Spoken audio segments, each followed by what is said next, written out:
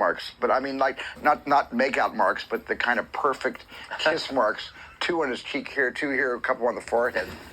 And he walks right into his office, and his assistant grabs a box of Kleenex and runs in after him. And then she comes out about 5 minutes later, and she's got the Kleenex. It's all red. The Kleenex is all red. And she says, "Okay, you've got 5 minutes, probably 1 minute, Wow. with him. That's it." And I walked into the office, and he was sitting behind his desk with his feet up on the desk, and he sat me down, and he just said, "So they tell me you want to be a picture maker," is what he called it. I never heard that before, but I never forgot it. Yeah. And I said, "Yeah, I really do. I've made all these little 8mm movies." And he said, "What do you know?" He said, "What do you know about art?" And I just was stammering. I wasn't expecting that question. He said, "You see those paintings around the office?" I said, "Yeah." He said, "Well, get up and walk over to the first painting." He said, "Tell me what you see in that painting." And I said, "Well, I see 2 Indians on horses." He said, No. Where's the horizon?" Oh, wow. Wow. So I said, "Well, the horizon's, you know, way above the head of the Indians." He said, "Fine, walk on to the next one." He said, "What do you see in that painting?" And stupidly I said, "Well, there's some cavalry on horses." I hadn't learned anything, you know. And he said, No. Where's the horizon?" And I said, "Well, the horizon is at the very, very bottom of the painting." He said, "Okay, get over here." And I stood in front of his desk.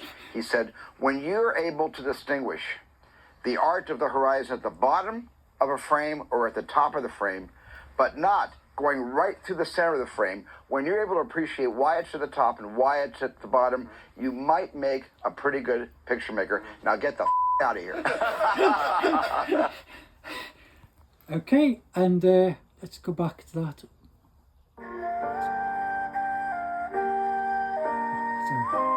So, God lost it, Stephen. Can you do this thing? Go back on me.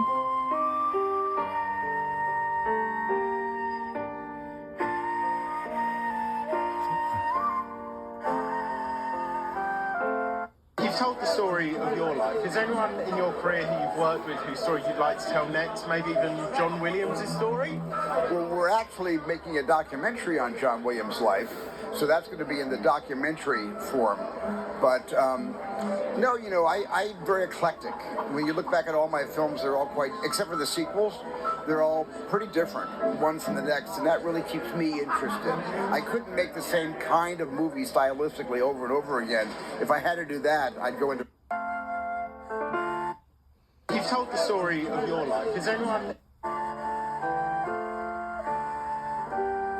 It's been said that John Ford... There's this fantastic scene at the end of The Fabelmans, not spoiler, where Sam gets to meet John Ford, Yes. one of the greatest directors of all time. And he gives Sam essentially 3 bits of advice. It's all 1 bit of advice, but it's got 3 parts to it. Okay. And the last bit of advice is get the out of my office. Yeah. Okay. What inspired you to cast David Lynch Steven? in that part? Because it's perfect casting. I had an actor in mind. I won't mention who it is. He's a friend.